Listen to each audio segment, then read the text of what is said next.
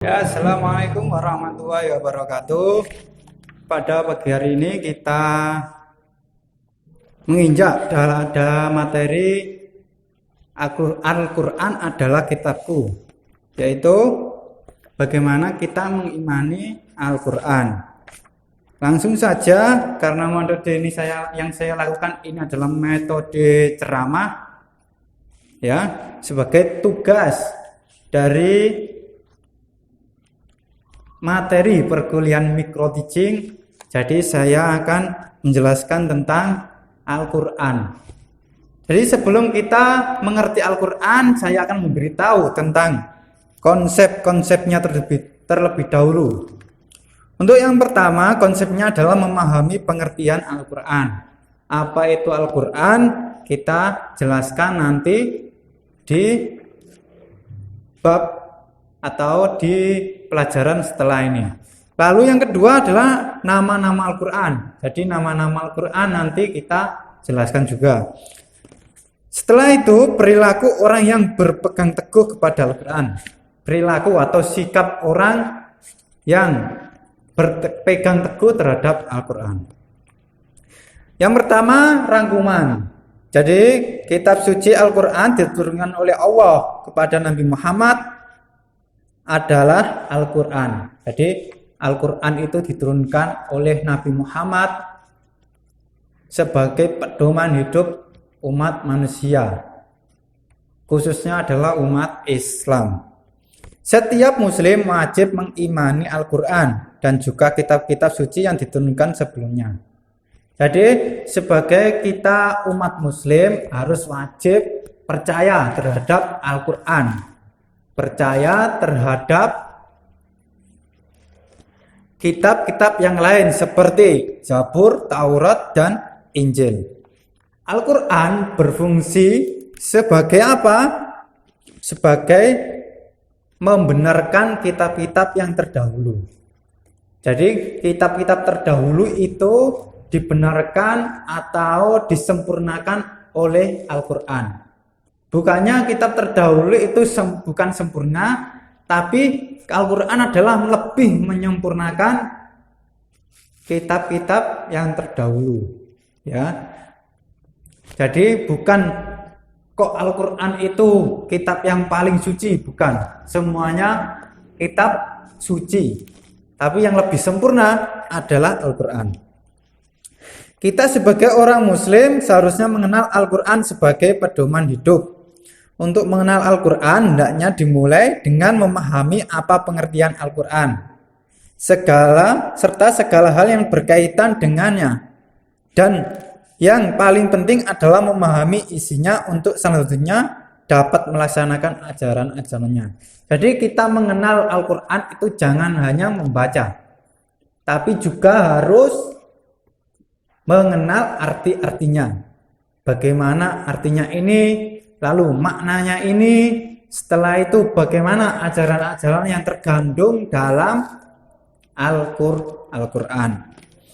Bagi Nabi Muhammad, Al-Quran berfungsi sebagai mukjizat yang terbesar yang berlaku kekal abadi. Sebagai kitab mukjizat Al-Quran tidak mungkin dapat ditiru dari aspek manapun oleh siapapun, karena Al-Quran adalah benar-benar wahyu dari Allah. Jadi Al-Quran ini hanya diturunkan kepada nabinya. Siapa nabinya? Nabi Muhammad.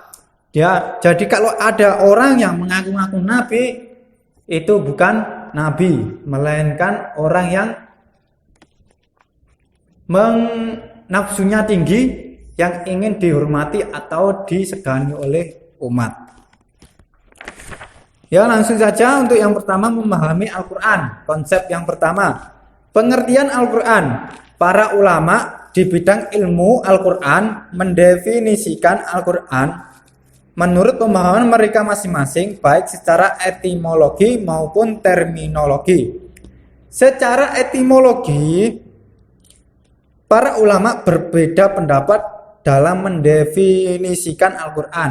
Jadi ulama-ulama itu cara mendefinisikan Al-Quran itu berbeda-beda. Ada yang ulama A berpendapat B, ulama B berpendapat C, dan ulama C berpendapat Z itu juga ada. Untuk yang pertama, menurut Al-Liyan dan segolongan ulama lain, Al-Quran adalah bentuk masdar dari kata kerja fi'il. Qoro'a artinya membaca. Qoro'a itu artinya membaca. Dengan perubahan bentuk kata tasrif, qoro'a yaqra'u Qur'anan. Dari tasrif tersebut, kata Qur'anan artinya bacaan yang bermakna isim maf'ul. Muqra'u artinya membaca. Artinya membaca. Lalu kenapa kok Al-Quran menurut Aliyah ini Al-Quran itu harusnya dibaca, makanya dinamailah Al-Quran yang artinya adalah membaca atau dibaca. Menurut Al-Asy'ari dan beberapa golongan lainnya, ya, kata Al-Quran itu berasal dari lafadz korona yang berarti menggabungkan sesuatu dengan yang lain. Kemudian kata tersebut dijadikan sebagai nama kalamullah yang diturunkan kepada nabinya, mengingat bahwa surat-suratnya, ayat-ayatnya dan huruf-hurufnya beriringan dan yang satu digabungkan dengan yang lain. Jadi menurut Al-Asy'ariyah ini Quran ini berasal dari kata korona, bukan corona yang sekarang ini viral, booming di masyarakat, bukan itu. Ya, saya pastikan corona itu adalah kata yang berarti menggabungkan sesuatu dengan yang lain. Jadi huruf antara huruf 1, huruf 2 dan 3, alif ba ta itu digabungkan, itu namanya Al-Quran. Jadi menurut Al-Asy'ariyah itu seperti itu, bukan corona virus yang menyebar luas di seluruh dunia, bukan. Menurut Al-Fara', kata Al-Quran berasal dari lafadz qoro'inu, merupakan bentuk jamak dari kata korinati yang berarti petunjuk atau indikator. Mengingat bahwa ayat-ayat Al-Quran satu sama lain saling membenarkan dan kemudian dijadikan nama bagi kalamullah yang diturunkan kepada Nabi Muhammad. Jadi berasal dari kata qoro'inu, merupakan bentuk jamak dari korinati yang berarti petunjuk dan indikator. Menurutnya Al-Fara' ini Al-Quran adalah petunjuk. Benar memang, karena Al-Quran adalah pedoman hidup bagi umat manusia, khususnya umat Islam. Yang selanjutnya adalah menurut Az-Zujaj, Al-Quran itu kata sifat dari Al-Qoro'u yang sewazan atau seimbang dengan kata fu'lanu yang artinya al-jam'u, kumpulan. Selanjutnya kata tersebut digunakan sebagai salah satu nama bagi kitab suci yang diturunkan kepada Nabi Muhammad SAW, karena Al-Quran terdiri dari sekumpulan surat dan ayat, memuat kisah-kisah perintah dan larangan, mengumpulkan intisari dari kitab-kitab yang diturunkan sebelumnya. Jadi menurut Az-Zujaj ini Al-Quran ini adalah berfungsi sebagai kitab suci atau sekumpulan surat dan ayat yang memuat kisah-kisah tentang ceritanya Nabi, ceritanya orang-orang terdahulu sejak zamannya Nabi Adam sampai Nabi Muhammad, lalu larang-larangan Allah atau perintah-perintahnya Allah itu tertulis di Al-Quran. Jadi kalau kita ingin lebih iman lagi kepada Allah dan ingin lagi beribadah, mengetahui perintahnya dan larangannya, itu kita harus mengerti Al-Quran terlebih dahulu. Menurut Asy-Syafi'i, Al-Quran adalah isim A'lam bukan kata bentuk. Istiqo dari kata apapun yang sejak awal memang digunakan sebagai nama khusus bagi kitab suci yang diturunkan Al-Quran. Lalu menurut Abu Syuhbah dalam kitabnya berjudul Al-Madhal li Dirasah Al-Quran Al-Karim. Dari kelima pendapat tersebut di atas, pendapat pertamalah yang paling tepat, yakni menurut Al-Yani yang mengatakan bahwa Al-Quran merupakan bentuk istiqo dari kata qoro'a, dan mendapat inilah yang paling masyhur.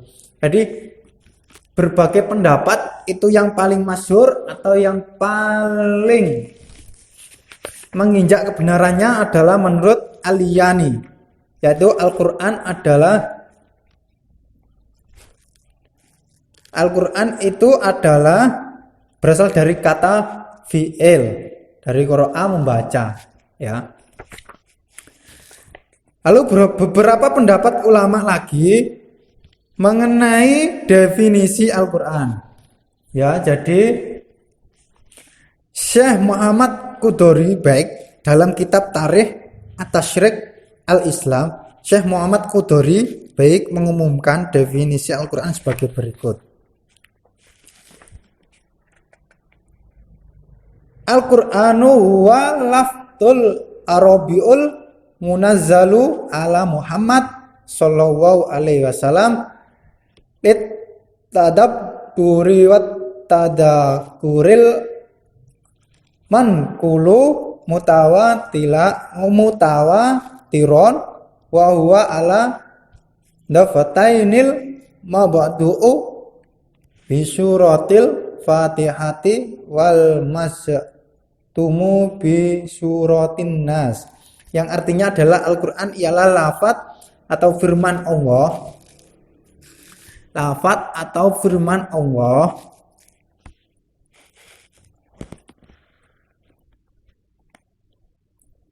yang berbahasa Arab yang diturunkan kepada Nabi Muhammad sallallahu alaihi wasallam untuk dipahami isinya dan selalu diingat, yang disampaikan dengan cara mutawatir yang dituliskan dalam mushaf yang dimulai dengan surat Al-Fatihah dan diakhiri dengan surat An-Nas. Lalu ada pula Syubaki Soleh yang mendefinisi Al-Quran sebagai berikut, yang artinya adalah Al-Quran adalah kitab Allah yang mengandung mukjizat yang diturunkan kepada Nabi, yang ditulis dalam mushaf-mushaf yang disampaikan secara mutawatir dan bernilai ibadah membacanya.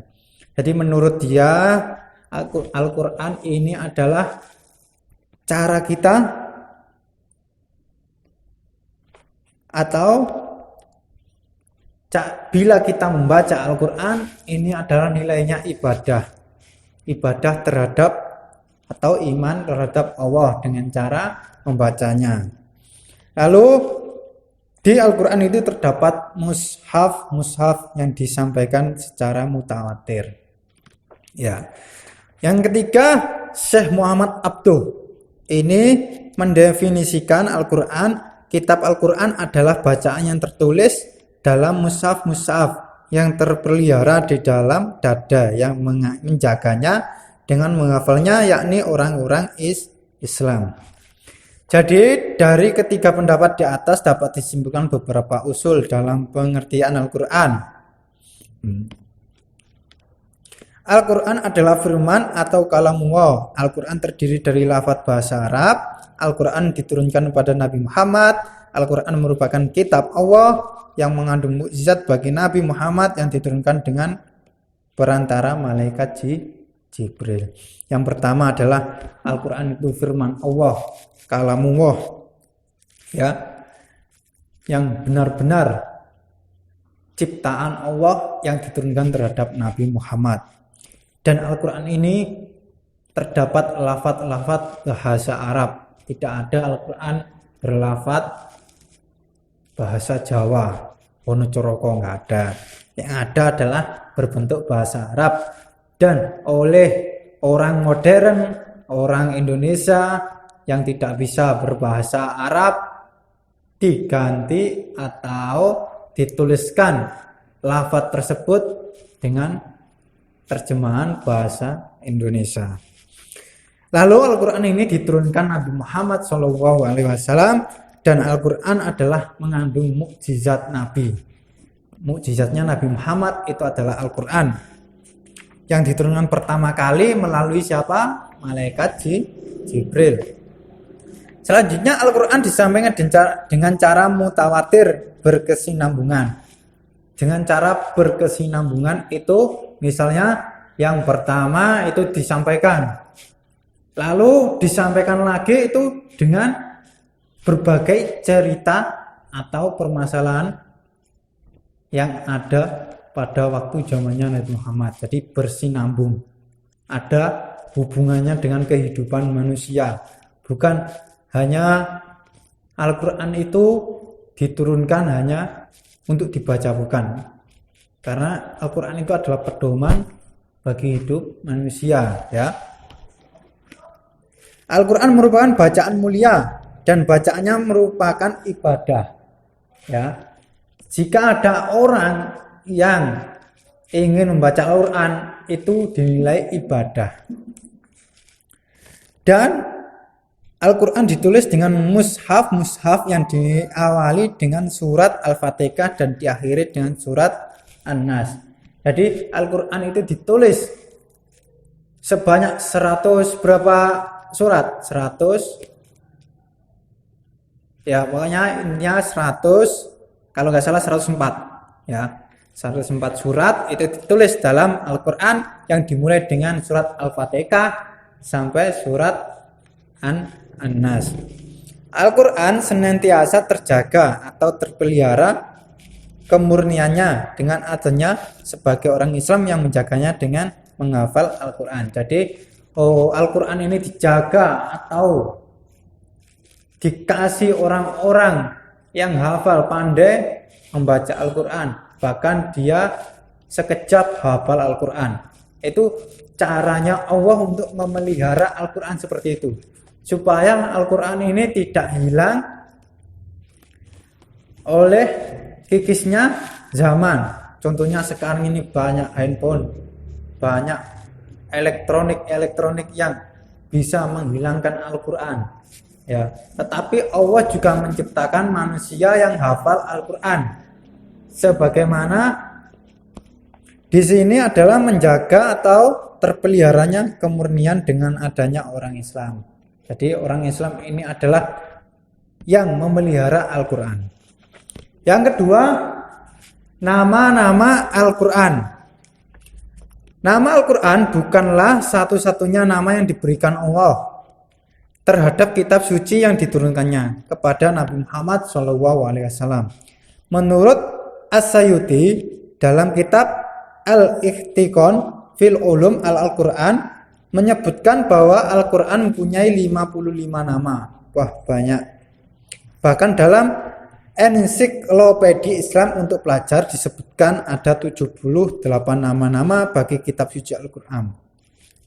Jadi nama-nama Al-Quran itu lebih banyak, ya, banyak sekali nama-nama Al-Quran. Namun jika diperhatikan dan dicermati lebih lanjut berdasarkan ayat Al-Quran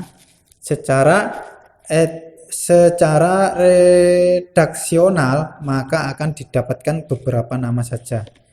Yang lainnya bukanlah nama, melainkan hanya sifat, fungsi, dan indikator Al-Quran.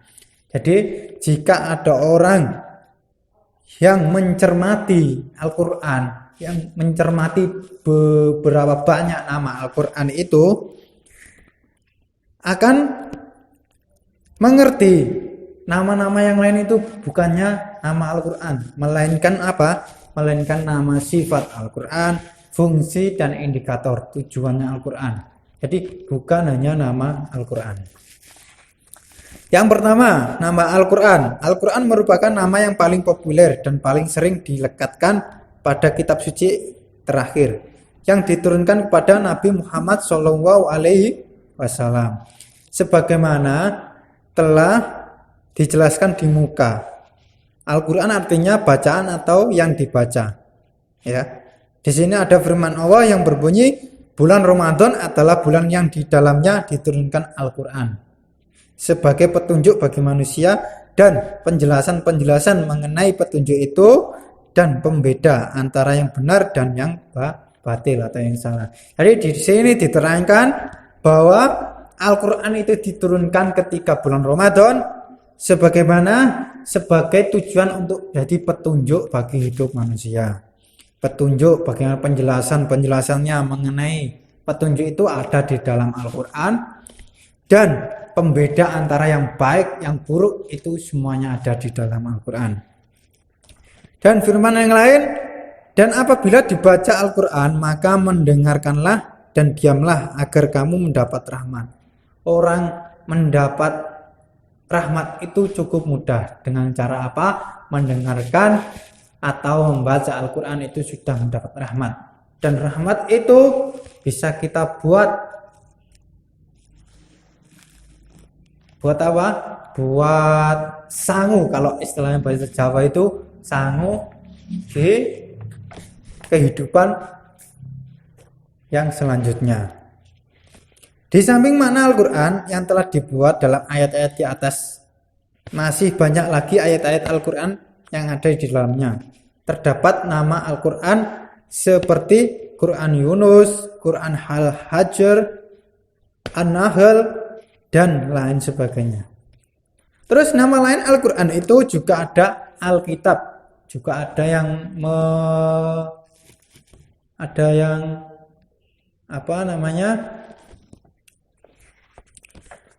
menamai Alkitab. Alkitab itu disebut kitab suci. Kenapa disebut Alkitab? Karena kitab sucinya Al-Quran itu kitab Al-Quran itu suci, ya. Kitab Al-Quran itu suci. Lalu yang selanjutnya adalah Al-Furqan. Al-Furqan itu pembeda. Maksudnya apa pembeda? Maksudnya adalah yang membedakan antara yang hak dan batil. Itu namanya Al-Furqan. Selanjutnya adalah Al-Zikr. Al-Zikir berarti pemberian peringatan, pemberi peringatan. Maksudnya adalah apa? Memberi peringatan kepada manusia, ya. Jadi peringatan-peringatan manusia itu terdapat pada Al-Quran. Lalu ada At-Tanzil. At-Tanzil yaitu yang diturunkan. Jadi Al-Quran ini diturunkan oleh Allah kepada Nabi Muhammad. Itu mengapa? Kenapa ada orang yang mengatakan adalah At-Tanzil, ya. Setelah itu kita perilaku orang yang berpegang teguh pada Al-Quran. Perilakunya apa? Al-Quran merupakan sumber ajaran agama Islam yang pertama, ya. Setiap muslim berkewajiban untuk berpegang teguh kepada hukum-hukum yang terdapat di dalamnya agar terjadi manusia yang taat kepada Allah, yaitu mengikuti segala perintah Allah dan menjauhi segala larangannya. Ya, Al-Quran ini adalah sumbernya kehidupan, ya, pedoman-pedoman dan lain sebagainya. Jika setiap muslim itu berpegang teguh terhadap hukum-hukum Islam yang terdapat dalam Al-Quran, maka orang tersebut lebih taat terhadap Allah. Al-Quran memuat sebagai pedoman dasar bagi hidup umat manusia. Jadi kita sebagai orang muslim harus yakin tuntunan yang berkaitan dengan keimanan atau keakidahan. Jadi kita hidup ini kudu yakin atau iman kepada Allah, kepada Nabi, kepada Al-Quran dan lain sebagainya. Kita wajib percaya bahwa itu semua ada, meskipun tidak terlihat, ya. Semakin orang tersebut iman, maka semakin orang tersebut percaya, maka orang tersebut akan semakin beriman kepada Allah. Dan sekian Ya, cukup dari itu yang bisa saya sampaikan terhadap kalian. Mohon maaf apabila saya pribadi ini mengatakan atau berkata yang kurang puas bagi kalian. Saya mohon maaf yang sebesar-besarnya. Ya, saya akhiri dari saya. Assalamualaikum warahmatullahi wabarakatuh.